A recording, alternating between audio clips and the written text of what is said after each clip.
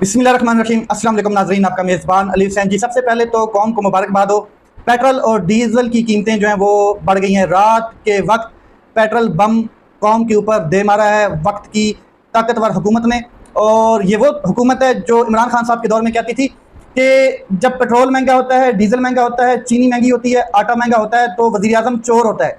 उस टाइम हालांकि पेट्रोल जो था वो 150 रुपये लीटर था। आज पेट्रोल जो है वो 266 रुपये लीटर हो गया है। रात गए अवाम के ऊपर ये पेट्रोल बम मारा गया और यहाँ पर बात रुकी नहीं है अभी। अगर इस कौम को लगता है कि ये फार्म 47 वाली हुकूमत जो है ये अवामी हुकूमत है और यहाँ पर बात रुक गई है, तो बात रुकी नहीं जनाब। ये बात बहुत आगे जा रही है क्योंकि बिजली के जो बिल हैं इनमें 35 रुपीज़ टीवी के जो हैं वो टैक्स परमानेंट होता था, वो ख़त्म कर दिया गया। लेकिन गैस की कीमतों में फिक्स चार्जेस 3000 रुपये आगे शामिल होंगे और ये आपको अंदाज़ा हो जाएगा कि गैस की कीमत जो होगी, एक तो बिल आएगा ना वो तो अलग चीज़ है, लेकिन उसमें 3000 रुपया फिक्स होगा। वो हर सूरत में हर कंज्यूमर को अदा करना पड़ेगा और यहाँ पर बात अभी रुकी नहीं है, ये बात बहुत आगे जाएगी। पेट्रोल, यही शहबाज शरीफ साहब कहते थे इमरान खान साहब की हुकूमत में, जब 110 डॉलर बैरल था आलमी मंडी में, 110 डॉलर फी बैरल पेट्रोल था और पाकिस्तान में कितना था, सिर्फ और सिर्फ 150 रुपये लीटर। आज आलमी मंडी में 75 डॉलर फी बैरल है और पाकिस्तान में 266 रुपये पेट्रोल है। और यही शहबाज शरीफ साहब उस टाइम स्पीच करते और कहते, कौम को मैसेज देते कि फिल फॉर हुकूमत को चाहिए कि 70 रुपये की कमी की जाए, इससे हुकूमत को कोई नुकसान नहीं होगा और आवाम को खातिर खा रिलीफ दिया जाएगा। तो अब कहाँ हैं ये जो मीडिया में भौंकने वाले होते थे उस टाइम, भौं भौं करने वाले, वो आप किधर हैं? और शहबाज शरीफ साहब को नहीं पता कि अब आवाम को रिलीफ देना है या नहीं देना। लेकिन ये अवामी हुकूमत नहीं है, ये ताकतवर की हुकूमत है, ये अवामी नुमाइंदे नहीं हैं, ये चोरी के मैंडेट पे बैठे हुए नुमाइंदे हैं, ये दूसरों की सीटें जीते हुए छीनने वाले नुमाइंदे हैं। ये अवाम की क्या फिक्र करेंगे? और सबसे अहम तरीन चीज़ जो मैं आप बताने जा रहा हूँ आपको, वो ये है कि मरियम नवाज ने जनाब पाकिस्तान तहरीक इंसाफ के दौर का एक मनसूबा बनाया गया था, उसका नाम था जना इंस्टीट्यूट ऑफ कार्डियोलॉजी। ये जो इंस्टीट्यूट था ये जना के नाम से मंसूब किया गया था। तो मरियम नवाज साहिबा ने अपना नाम रख दिया है, अपने नाम से इस इंस्टीट्यूट को मंसूब कर दिया गया है और ये नाम बदलकर Maryam Nawaz Institute of Cardiology Vascular Diseases रख दिया गया है। अच्छा जी, बुज़दार दौर के मंसूबे पर यह काम किया गया, ये बुज़दार हुकूमत थी उस टाइम और मरियम साहिबा जो हैं वो चाहती हैं कि हर इंस्टीट्यूट का नाम मरियम नवाज साहिबा हो, मरियम के नाम से शुरू हो, या शहबाज शरीफ के नाम से हो या नवाज शरीफ के नाम से हो। हर थैले के ऊपर आटे के इनकी तस्वीर हो, हर गटर लाइन के ऊपर इनकी तस्वीर हो, हर गटर के ढकने के ऊपर इनकी तस्वीर हो, हर पब्लिक टॉयलेट के ऊपर इनकी तस्वीर हो, हर चड्डी बनियान के ऊपर इनकी तस्वीर हो। और ये कौम को रिलीफ है, ये सस्ती शोहरत हासिल करने का तरीकाकार है, इसके अलावा नहीं है। और मैं यहाँ पर एक चीज़ ताकतवर को जरूर मेंशन करना चाहूँगा, यही वो दो कौमी नजरिया है। दो कौमें अलग अलग नजर आती हैं, ताकतवर एलीट क्लास अलग नजर आती है और दूसरी जो गरीब है वो अलग नजर आती है। और यहाँ पर ये जो जना के नाम की हुर्मत की गई है, ये अब ताकतवर को नजर नहीं आई। अगर बात हो पाकिस्तान तहरीक इंसाफ की तो कोर कमांडर हाउस बन जाता है जना रेजिडेंसी, और अगर बात हो मरियम नवाज की तो जना इंस्टीट्यूट ऑफ कार्डियोलॉजी बन जाता है जनाब Maryam Nawaz Institute of Cardiology. और तब जना की हुर्मत पामाल नहीं होती, तब जना की हुर्मत पर कोई ताकतवर एक्शन नहीं लेगा। अब क्या वो मोहतरम कायद-ए-आज़म जना जो थे मोहम्मद अली जना, उनकी हुर्मत पामाल नहीं हुई? तो ये जो दोहरा मेयार है पाकिस्तान में ताकतवर अशराफिया का और फिर दूसरी तरफ एक सियासी पार्टी को कुचलने का।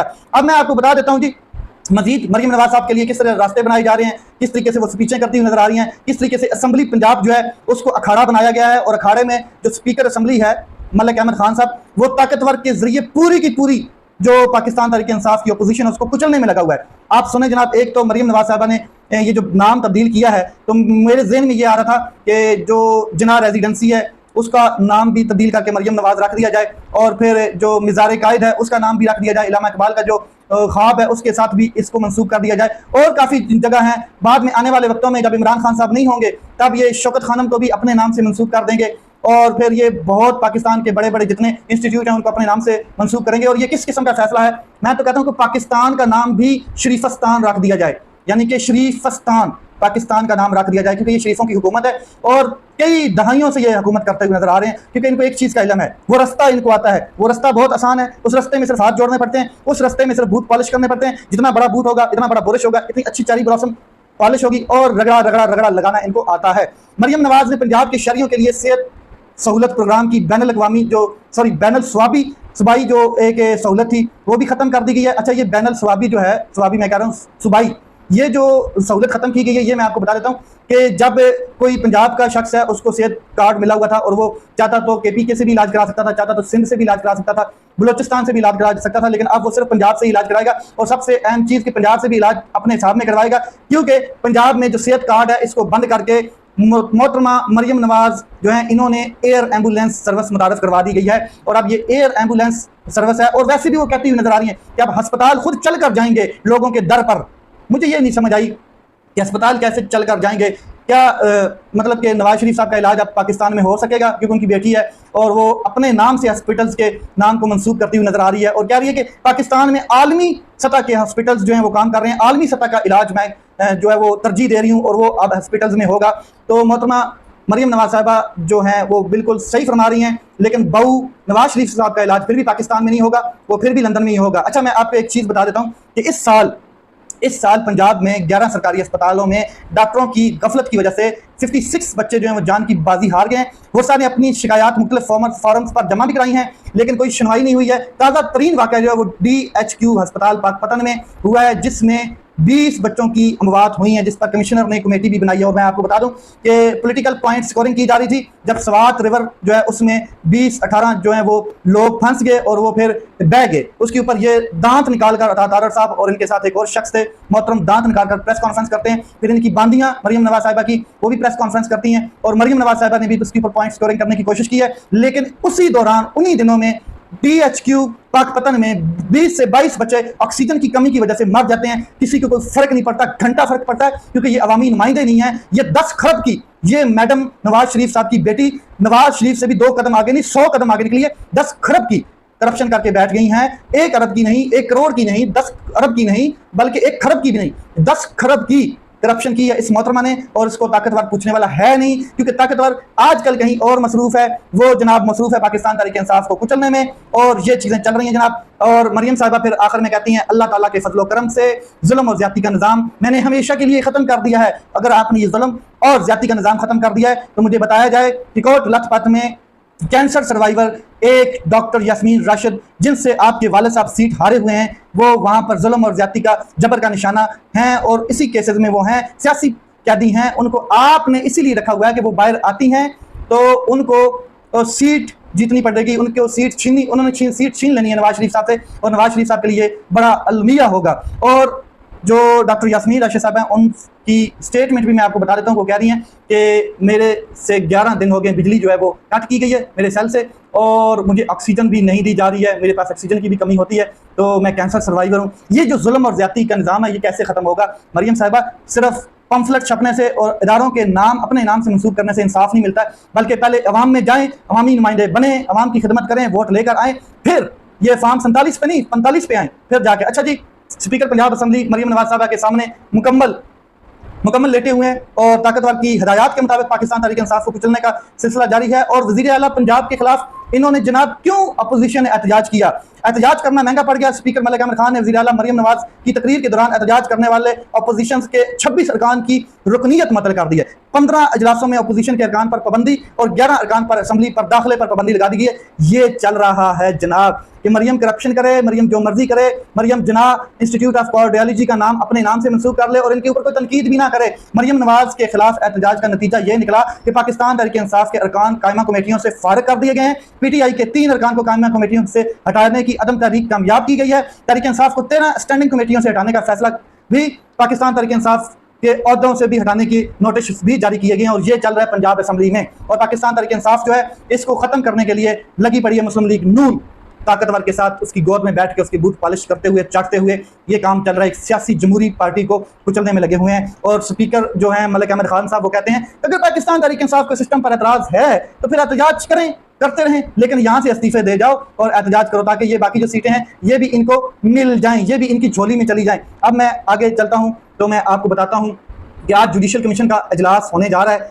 जुडिशल कमीशन का इजलास 2 दिन बाद जो रखा गया था वो इसीलिए रखा गया था क्योंकि सदर जरदारी साहब ने 2 दिन पहले एक ऑर्डर जारी किया है, नोटिफिकेशन जारी किया है, और वो ये था कि इस्लामाबाद हाई कोर्ट की जो सीनियरिटी लिस्ट है उसमें सबसे टॉप नंबर पर सरफराज डोगर साहब, दूसरे नंबर पर मोहसिन अख्तर कियानी और तीसरे नंबर पर गुल हसन औरंगजेब साहब को रख दिया गया है। आज इजलास होने जा रहा है और इजलास इसी लेवल का है कि जो कायम मकाम चीफ जस्टिस हैं उनको मुस्तकिल चीफ जस्टिस बनाना है और इसमें 2 लोगों का वोट बड़ा अहमियत रखता है। एक तो जस्टिस शौकत अजीज़ जो हैं सिद्दीकी साहब उनका, और दूसरा जो पाकिस्तान की इस्लामाबाद हाई कोर्ट बार है उसका। ये बड़े अहम तरीन 2 वोट हैं, और Pakistan Islamabad high court bar का वोट जो है वो तो चला जाएगा हुकूमत की झोली में, इसमें कोई शक नहीं है। अब देखना यह है कि जस्टिस शौकत अजीज सिद्दीकी साहब जो हैं वो किस तरफ खड़े होते हैं, इंसाफ की तरफ खड़े होते हैं, हक की तरफ खड़े होते हैं, या फिर इस गंदे गले सड़े निज़ाम की तरफ खड़े होते हैं जो खुद इस गंदे सड़े गले निज़ाम का जो है वो शिकार हो चुके हैं। अब मैं आपको एक चीज़ और क्लियर कर दूं कि आज जो इजलास होने जा रहा है इसमें या तो सरफराज डोगर साहब को मुस्तकिल तौर पे चीफ जस्टिस बना दिया जाएगा इस्लामाबाद हाई कोर्ट का, या फिर होगा ये कि बैलेंस करने के लिए इंसाफ को, एतकाज़ों को, या एक अपनी जो डेड लाइन है, जो डेड लाइन मतलब कि जो इस टाइम डेड सोल इनकी हो चुकी है इंसाफ करने वालों के इदारों की, उसको मेंटेन करने के लिए, सुप्रीम कोर्ट ऑफ पाकिस्तान का भरम रखने के लिए, अदालतों का भरम रखने के लिए गुल हसन औरंगजेब साहब को भी चीफ जस्टिस बनाया जा सकता है इस्लामाबाद हाई कोर्ट का। और ये देखना है कि होता कैसे। अब मैं आपको एक और चीज़ बता दूं कि इमरान खान साहब जो हैं उनके हवाले से बिल्कुल कैटेगोरिकल किसी किस्म की कोई मुलाकात, किसी किस्म का कोई केस जो है वो बंद कर दिया गया है। एक चीज़, आइसोलेशन में इमरान खान साहब अदालत जेल में, और तोशा खाना का जो 2 का केस है उसको भी पोस्टपोन कर दिया गया क्योंकि जज साहब वहाँ पर आज मौजूद नहीं थे, उनकी छुट्टी पर थे, गैर हाजिरी थी, जिसकी वजह से 17 जुलाई के लिए ये पोस्टपोन किया गया है। और रही बात इमरान खान साहब की मुलाकात की बहनों के साथ, तो आज मंगल है और इमरान खान साहब की जो बहनें हैं उनकी मुलाकात का दिन है। देखते हैं कि इमरान खान साहब की बहनों की आज मुलाकात होती है या नहीं होती है। और एक जो लिस्ट है वो भी दे दी गई है अडयाला जेल की इंतजामिया को। अब मैं बड़ी अहम स्टेटमेंट की तरफ जाना चाहता हूँ। बड़े दिनों के बाद, बड़े टाइम के बाद मौलाना साहब एक्टिव हुए हैं, मौलाना फजलुर रहमान साहब। मौलाना फजलुर रहमान साहब कहते हैं मुल्क में धांधली के जोर पर एस्टैब्लिशमेंट के नुमाइंदों की हुकूमत है। वेरी गुड, ये वही नुमाइंदे हैं जिनकी क़यादत आप कर रहे थे, क्या PDM 1 बनाकर, जिनकी क़यादत आपने की, जिनको आपने क्लोज किया, एक कुर्सी पे बिठाया, एक टेबल पे बिठाया, एक प्लेट के चट्टे बट्टे सारे आप लोग इकट्ठे हुए, चूं चूं का मुरब्बा बना। ये उसी की क़यादत आज एस्टैब्लिशमेंट कर रही है, और आप बीच में से ऐसे निकाले गए हैं जैसे दूध में से गधे का बाल उठा के बाहर फेंक दिया जाता है। जो इस इक़्तिदार को पैसा कमाने का सुनहरी मौका तस्वर करते हैं, इनको मुल्क और अवाम की क्या फिक्र है? फिक्र तो आपको भी नहीं है। अगर आपको होती तो ये आप ना करते जो आपने किया है। अगर मुल्क को किसी और की मर्जी से चलाना है तो जमहूरियत की बात क्यों करते हो? अवाम के बगैर हम इस मुल्क में किसी की हुक्मरानी नहीं मानते। मान लो तुम अंदर से सियासी नहीं हो, तुम्हारे अंदर सियासी बसीरत नहीं है, तुम्हारे अंदर सियासी किसी किस्म का एलिमेंट नहीं है, और तुम सिर्फ अवामी नौकर हो। आगे सुने, कुछ कौमें जो हैं वो इसी तरह ऐसे इक़्तिदार की वजह से बर्बाद होती हैं जैसे ये लोग अवाम पर मुसलत हैं। तो यहाँ पर फिर मौलाना फजलुर रहमान साहब अपनी गेम खेलते हुए नजर आते हैं। वो कहते हैं कि कुछ कुव्वतें इस मुल्क को आईनी पटरी से उतारना चाहती हैं। तुम्हारा बाप भी आइन का बाल बीका नहीं कर सकता। आइन टूट चुका है मौलाना साहब, अभी तक आपको किसी ने बताया नहीं सेपरेटली। आइन टूट चुका है, एक बार नहीं 3-4 बार टूटा है, और इंसाफ बिखर चुका है। और जो आइन को पटरी से उतारा गया है वो आपने अल्लाह किरदार अदा किया है। PDM 1 बनाकर जो बाबा हजूर थे आपके, जिन्होंने आपको कहा कि अब इमरान खान साहब की हुकूमत गिराई जाए और आप लोग इकट्ठे हो जाएं, वो थे जनरल बाजवा साहब, और आपने उस टाइम आइन को पटरी से उतार दिया था, जमहूरियत का कत्ल कर दिया था। मौलाना साहब जो हैं वो कहते हैं मुल्क को आइन की पटरी से उतारने के लिए आपने सहूलतकारी नहीं की, तो आप सबसे बड़े सहूलतकार हैं जनाब। उम्मीद है अब आप मुर्दार नहीं खाएंगे, क्योंकि मखसूस नशिस्तें जो हैं वो आपकी जीती हुई नहीं है। ये आपको पता है, आइन को पटरी से उतरने के बाद ही मखसूस नशिस्तें अब आपकी झोली में डाली जाएंगी। इसके बाद मौलाना साहब कहते हैं कि मुल्क आइन की पटरी से उतर रहा है। जाली असम्बलियों और जाली हुकूमतों से मुल्क नहीं चलाए जा सके। पिछली हुकूमत को चलने दिया था और ना इस हुकूमत को चलने देंगे। आइन कानून की पैरवी करने वालों को क्यों मजबूर किया जा रहा है कि वो 1 हफ्ते के नोटिस में इस्लामाबाद पर कब्जा कर लें? ना पिछली हुकूमत को चलने दिया, ना इस हुकूमत को चलने दिया जाएगा। तो यहाँ पर शायर का कहने का मतलब ये है, बिटवीन दी लाइन, कि PTI की पिछली हुकूमत को भी PDM ने गिराया, और अब जो खैबर पख्तूनख्वा की हुकूमत है इसको भी मैं चलने नहीं दूंगा, क्योंकि अब इनकी अपोजिशन तो वहाँ पर मजबूत होने जा रही है ना। ताकतवर कुव्वतें अपनी ताकत पर इतना भरोसा ना रखें।